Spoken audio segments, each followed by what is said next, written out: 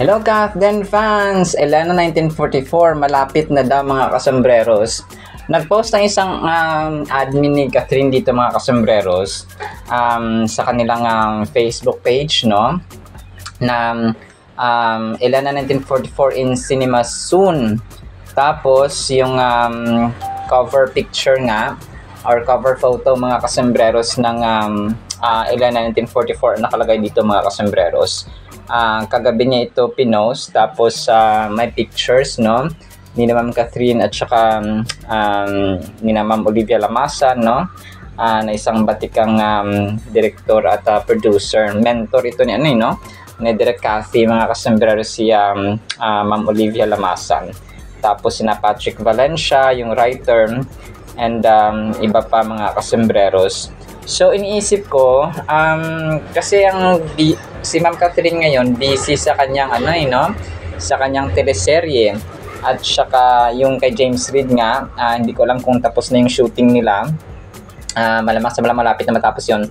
Pero itong Elena 1944, mag-aantay ako ng update dito kasi parang ako medyo dehado kasi ang kinabibisihan ni Ma'am Catherine ngayon talaga, alam ko yung yung kaya James Reid nila na serye mga kasombreros. So pero kung malapit na talaga itong itong Elena 1944 ay much better, no, kung ito po ay ipapalabas na soon. Pero palagay ko kasi 'di ba dapat may lookout, may look test, may press conference, may teaser from ABS-CBN or Star Magic or Star Cinema. So ganun ba, no? And iniisip ko talaga dito, next year pa ito, tapos ay makikipag-collaborate siya kay Sir Alden. Ito yung iniisip natin kasi habang nadidelay ito, baka inaayos pa nila yung kontrata, yung management, yung papers, and so on. So alam naman natin na hindi ganun kadali mag-produce ng pelikula. Pero alam ko kasi marami kasing team sila, no? Nagulat tayo, sobrang daming team ang gumagawa mga kasombreros. Kagaya sa Hello Love Again, may mga team din doon sa Canada na bigla, no? Talagang parang ito yung advantage, no, ng The Filipino Channel, kasi kahit saan may personnel ang ABS-CBN mga kasombreros, at GMA, of course, no, GMA Pinoy TV. So kahit sa dako ng mundo ay may Pilipino mga kasombreros. So ito ay magbibigay pa tayo ng update soon.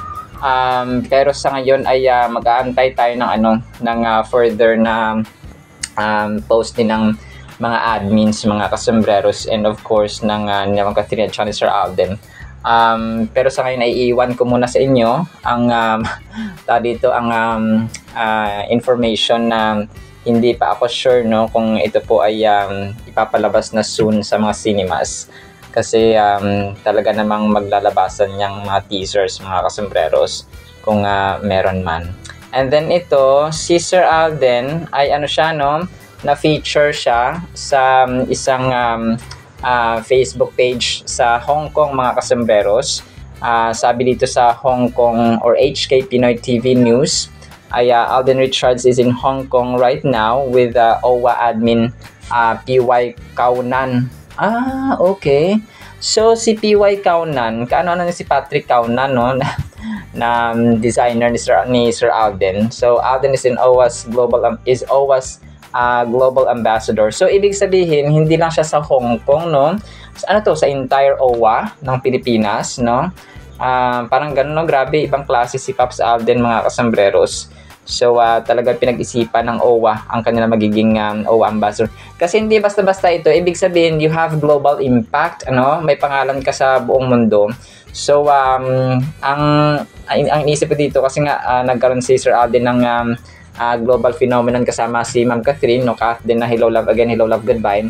So kung kaya siya ang kinuha mga customers because he has global impact. And may natanggap akong comment kahapon, si Ma'am Mabel, yata yun, or si Ma'am Joy, na taga Hong Kong siya.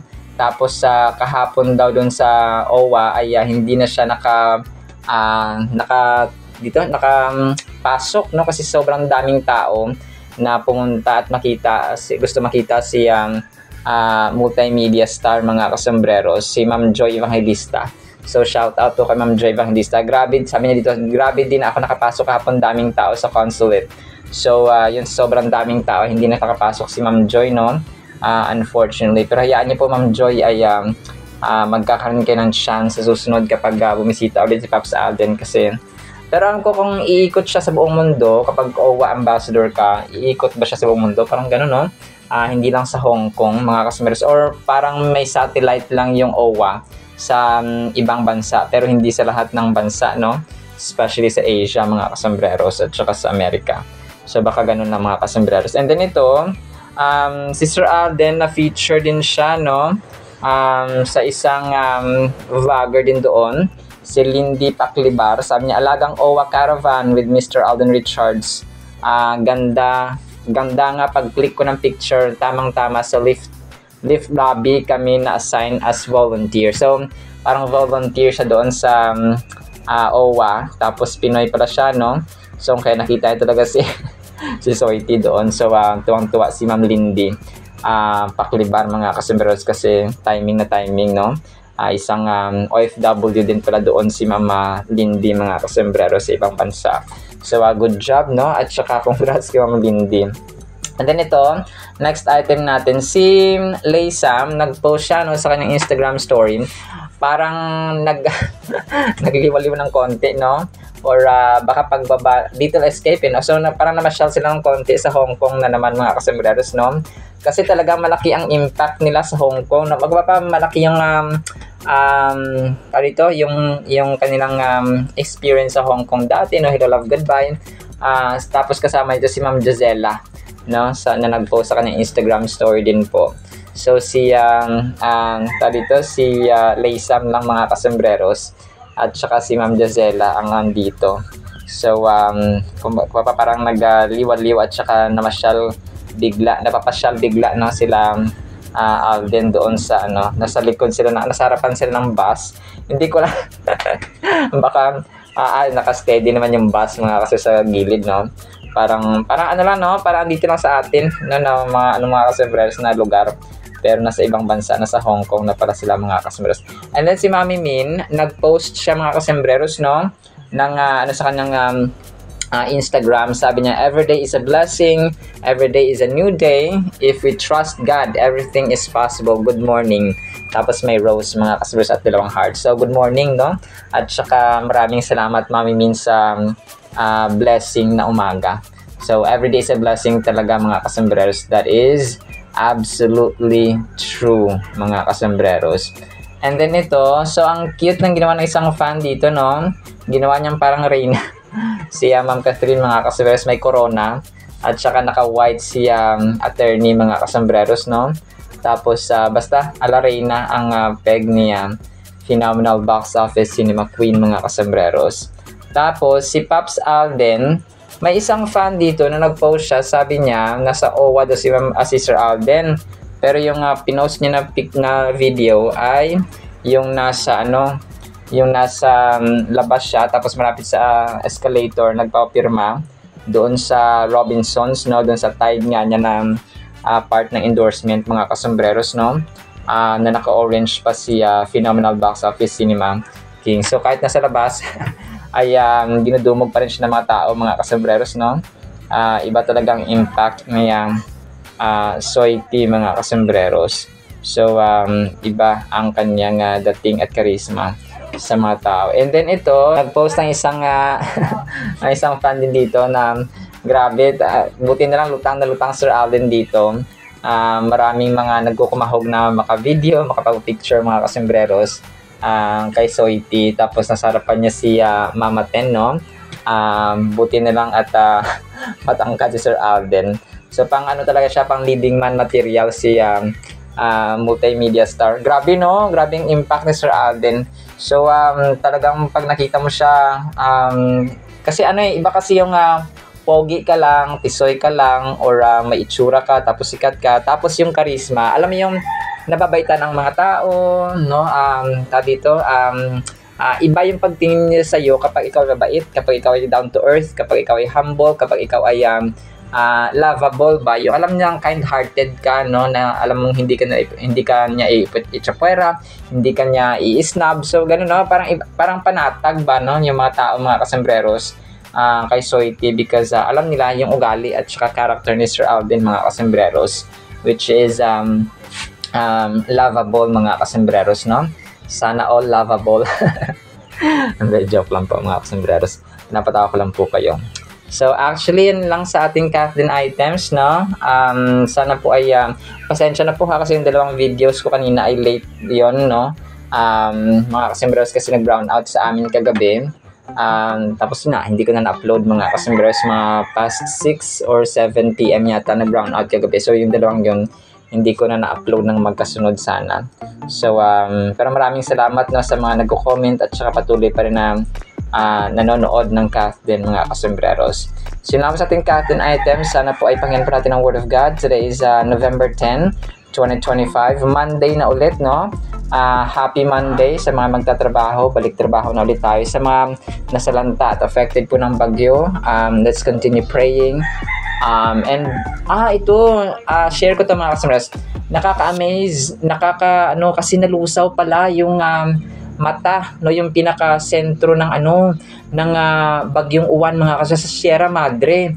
Grabe, alam niyo, naiyak ako kasi ginawang instrumento ng Panginoon talaga yung Sierra Madre, mga kasembreros, no, na doon siya nalusaw, no. Ibig sabihin, grabe yung kumbaga pa, naging proteksyon ng Panginoon ang Sierra Madre, mga kasembreros, at hindi na nananasa pa or naka-damage pa ng ibang ng ibang mga lugar, kung kaya sabi ng mga tao, yung iba nanisip pa na ngayon nyo na na-appreciate ang at saka nagpapasalamat sa Panginoon sa Sierra Madre. Dati kinakalbo niya, gusto niyang minahan, gusto niyang kalbuhin, ganun. So pero yun nga, ang sumatotal ay nagpapasalamat tayo sa Panginoon kasi may Sierra Madre tayo na alam yung binigyan niya na instrumento at saka protection talaga. So hindi ko, I cannot control myself, no. Buti na naalala ko yung Sierra Madre, mga kasembreros, na na naging dahilan at saka naging way ng Panginoon na maging na maproteksyonan, no, ang mga tao, mga kasembreros, from the harm and damage na dulot po ng dito ng bagyong uwan, mga kasembreros. So protection na natin ang Sierra Madre, no, kasi ito po ay way ng Panginoon. So yun po, no, sana po ipangin po natin ang napakagandang salita po ng ating Diyos. At para po sa Word of God is sobrang ganda po nito, mga kasembreros, sana po ipakinggan natin. Medyo mahaba ito. Kung alam niyo po yung kwento ni Barabas or ni Barabbas, mga kasembreros, sa New Testament, no, sa Gospel of Mark and Matthew, ay ito po yung time na si Jesus Christ, kasi si Barabbas, no, for the historical context, siya po ay isang preso, no, isang nakakulong, mga kasembreros, sa mahabang panahon because of murder, no, nakapatay siya, mga kasembreros. So ugali ng mga Romano, ng mga Hudyo, mga kasembreros, ay magpalaya ng isang preso or isang nakakulong, mga kasembreros, kapag piyesta, no, kapag piyesta doon, mga kasembreros, ay nagpapalaya sila ng isang nakakulong. Tapos si Jesus Christ ay siyang papayan yung mismong pangyayari na kung saan ay nililitis siya, no, he was about to be crucified, mga kasembreros. So pinapili, mga kasembreros, no, ang mga tao kung sino ang gusto nilang pakawalan. Is it Jesus Christ or si Barabbas, mga kasembreros, na isang mamamatay tao at saka magnanakaw, mga kasembreros. So yun, to cut a long story short, ay mas pinili ng mga tao si Barabbas na palayain, mga kasembreros. So ang title, by the way, natin ay Ang Tunay na Barabbas. Ang pinili ng mga tao na palayain ay ang pinalaya ng mga tao ay si Barabbas, mga kasembreros, and Jesus Christ who was crucified, no, siya ang pahinatulan, mga kasembreros. And actually napaka-touching po nito, mga kasembreros, kapag i-apply natin sa ating sarili, sa ating buhay. Alam niyo po kung sino ang kasi pinalaya si Barabbas, no, siya po ay inalaw ng mga tao, inapprove niya Pontius Pilate, mga kasembreros, kasi ang mga tao talaga naghihiyawan, no, crucify. Sa tanong pa dito ni Pilato, anong gusto niyong gawin natin kay Jesus Christ, no, na sinasabing hari ng mga Hudyo. no? Ang sabi ng mga tao, ang sigaw ng mga tao ay crucify him, no? Ipako siya sa krus. Ipako siya sa krus, no? Paulit-ulit nilang sinasabi at sinisigaw mga kasambreros na ipako sa krus si Lord Jesus Christ. So alam niyo po ang touching na reality na truth no ng katotohanan dito mga kasambreros ay kung sino ba ang tunay na Barabas, tayo po yun mga kasambreros. Imagine niyo si Barabas ay isang picture, isang representation natin na tayo po ay pinalaya kasi nga 'di ba si Jesus Christ ay napako sa krus, no? That was his main mission. And Barabas was freed, no? Pinalaya siya. And tayo mismo ay pinalaya din sa kasalanan. Grabe, no? Alam nyo, napakaano nito kapag ilalagay natin yung ating because sa kay Barabas, kung tayo po si Barabas, we were murderers, we were thieves, no? Magnanakaw tayo, sinungaling tayo ay nang bibintang sa ating kapwa, tayo po ay nang aapi, no? May mga times na nagsisinungaling tayo. So, immoral, no? Morality, mga kasambreros, ay bumaba na, nawala na yung immorality, anong morality, mga kasambreros. Lumalaban tayo sa ating magulang, ang ating asawa, nag-aaway tayo, and so on. So, nangangalunya, no? So, lahat na, mga kasambreros, lahat ng kasalanan, lahat ng uri ng kasalanan, mga kasambreros, ay pinalaya ng Panginoon. And Barabbas was a representation of us, no? Tayo, human beings. Kumaga pa siya po ay synecdoche, no? Sa parts of speech mga kasambreros ng English, no? Synecdoche, he was the representation of the whole mankind, no? Siyang representation na pinalaya. Kumaga pa kung titingnan natin na mas malalim, no, yung konteksto at ang realidad mga kasambreros, tayo po yun. We were Barabbas, tapos pinalaya ng Panginoong Jesus mga kasambreros. So this verse depicting Jesus being unjustly condemned by Pilate is a poignant moment in the gospel narratives that encapsulates the profound sacrifice and love that Jesus demonstrated for humanity. So Jesus remains steadfast in his mission of redemption and salvation for all he faces, false accusations and scrutiny from the authorities. Despite knowing the suffering and death that awaited him, Jesus willingly embraces this injustice to fulfill the prophecies telling his sacrificial offering for the forgiveness of sins. So, kagaya na mention natin mga kasambreros ay yung kanyang sakripisyo, no? Kasi yun yung mission niya talaga, no? Yun yung goal niya talaga. The main goal, the main mission mga kasambreros ay he should be crucified by hook or by crook, no? Kahit gaano kasakit, gaano kahirap, gaano ka bloody ang kanyang dadanasin mga kasambreros na hirap sa krus ng Kalbaryo ay tiniis niyon to show his love, to free us from guilt and sin mga kasambreros, and granted us forgiveness. Grabe, now reflecting on this verse, consider the depth of Jesus' love and selflessness as he endures condemnation for the greater good of humankind. Grabe.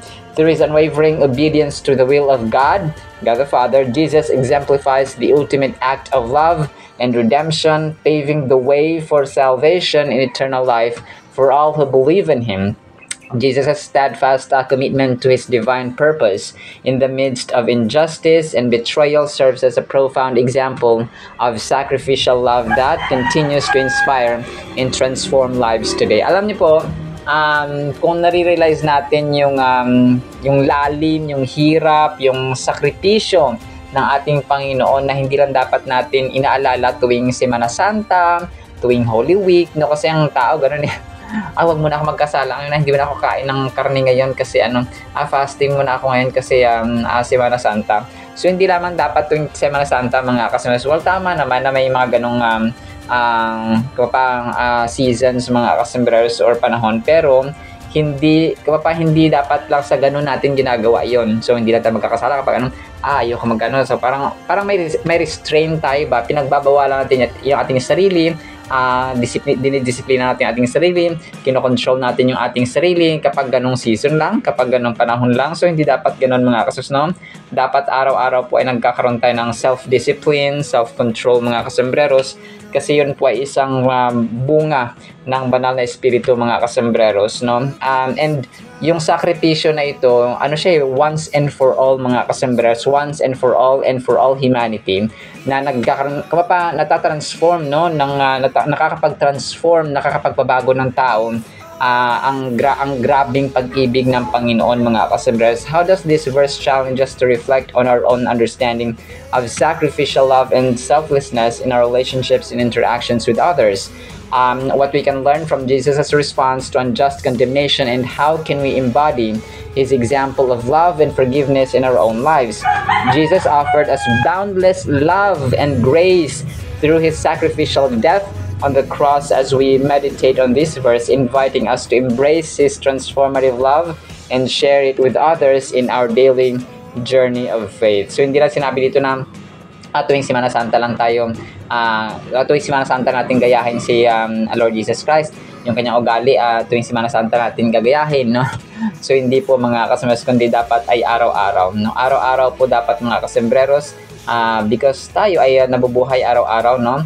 At saka hindi lamang tuwing Semana Santa. So important na pag ginagawa natin yung tuwing Semana Santa, but most importantly, no, ay sa araw-araw, mga kasembreros, na kung saan ay araw-araw tayong nakikipagsalamuha sa ibang tao, especially sa ating family, mga kasembreros. So yung itong verse na ito, no, Mark 15:6-15, ay ito po yung Passover festival sa mga Hudyo. Na doon nga si Pontius Pilate, no, si Pilato, bilang siya yung Romano na governor, mga kasembreros. So and kung lalaliman natin mga kasembreros, ay napaka-relevant po ng salitang ito or ng scenario na ito, mga kasembreros, kasi choosing Barabbas over Jesus symbolizes choosing a criminal over the innocent Son of God. So grabe, no? Inosente siya, wala siyang kasalanan, mas pinili pa yung magnanakaw, sometimes nagiging bulag ang tao, no? Kung kaya sa atin ngayon talagang, alam nyo po, maisingit ko lang talaga, grabe, every time na nakakapanood ako ng mga biktima ng baha sa Cebu, no, sa Talisay, sa Mandawi, may sa Negros pa nga, no, at saka sa Surigao del Sur din po, mga kasamaras, nakakapanlumo yung storya nila, no, parang yung nabubuhay ulit yung panahon ng lahar, nung time na grabe yung baha, na may isa doon na nanay siya, tapos naanod sila, no, kasama yung tatay niya at saka 3 taong gulang na anak niya. Una, nakasakay pa sila sa sa saging, no, sa puno ng saging. Tapos grabe kasi yung mga naanod na mga puno. Tapos nabangga sila sa so hawak-hawak niya pa yung anak niya na 3 years old. Tapos nabangga yung sinasakyan nilang saging doon sa may niyog. Tapos nung parang naging stable na sila doon sa niyog nila, pero yung anak niya parang nabitawan niya. And then ang ginawa ng tatay niya ay parang binaba niya, no, yung anak niya na 3 years old, mga kasembreros, ng tatay ng babae. Tapos parang hindi nakayanan ng tatay niya kasi parang may isa pang kahoy yata na bumangga, ay napatihaya yung tatay niya. Nakabalik yung tatay niya, pero yung anak niya, 3 years old pa, hindi na po nakabalik, mga kasembreros. Hindi na niya parang nabitawan yung anak niya, mga kasembreros. So grabe, alam niyo, ako every time talagang naiiyak ako at panlumo, no. Sasabi ko dito na, Lord, sana may managot, sana makabangon sila, pero dapat may managot, mga kasembreros, masoli yung pondo, yung pera, yung kabuhayan ng mga tao, kasi talagang grabe, sila yung pinaka-affected sa lahat ng mga tao na alam yung bangungot na hindi sila nakaligtas dun sa pag-anod. Yung iba kasi nakaakyat sa bubong nila, so nakapag-ready pa sila, nakapaghanda, yung iba ligtas, yung iba talagang grabe, parang kung isa sa pelikula yung buhay nila, talaga nakapanlulumo, mga kasembreros. So yun, no, talaga ngayon ay pinapanalangin natin na makabangon ang mga biktima ng baha at saka bagyo na Tino, mga kasembreros. And talagang ang isa pang nakita ko yung naiinis yung isang tao, nag-offer daw ng 20,000 na pautang ang gobyerno sa SSS, mga kasembreros, sa mga taong nasalanta ng bagyo at baha. Grabe, galit na galit siya, no, napamura pa yung taong yun na grabe, nabiktima ka na nga, papautangin ka pa ng 20,000 na mula sa SSS, may tubo pa yon, may interest pa yon. So di ba parang grabe, ang government dapat na lalo na po sa national government ay dapat isipin na nabiktima na sila, parang sila yung bihado, tapos papautangin na pa, may interest pa nun. So parang nakakasakit ng dibdib, nakakagalit mga kasombrero, no? Pero ang kaya natin gawin yun ay manalangin, no? Manalangin mga kasombrero, and of course yung mga alagad ng batas na responsible sa ganoong mga usapin mga kasombrero ay kumilos, no? Hayaan na talagang matulungan sila mga kasombrero agad-agad, kasi sobrang hirap, sobrang nakapanlumo mga kasombrero. So alam niyo naman yan sa balita, no? So yun, sorry po napahaba yung aking kwento. Talaga hindi ko mapigilang magkwento mga kasombrero sa aking mga napapanood na sobrang nakakaawa, kasi tayo we have this kind heart mga kasombrero, and merciful heart. So kung ako lang ay milyonaryo, talagang magpapadala din tayo doon ng tulong mga kasombrero. Pero yung alam ko may gagamiting iba ang Diyos mga kasombrero para tulungan ang mga nasalanta ng bagyo at baha. Alright, so yun sa ating Word of God, ha. Nawa po ipagpalain po tayo ng pag-ibig, pananampalataya, pag-asa, no? Lalo na po sa may biktima po ng kalamidad. In the mighty name of Jesus we pray, amen and amen. See you sa next segment mga kasombrero, and paalam po. I love you.